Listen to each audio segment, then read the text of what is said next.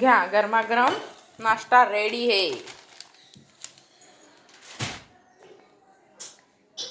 काय बनवले बाळा मी? आलू पराठा। गरम आहे खूप, फुकून खा।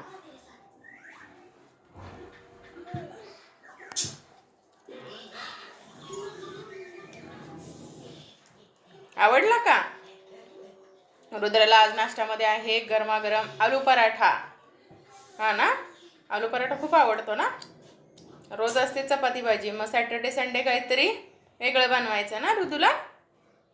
कसं झालंय बाळा? तोंडाने बोल ना, नुसतंच असं असतं। हो ना।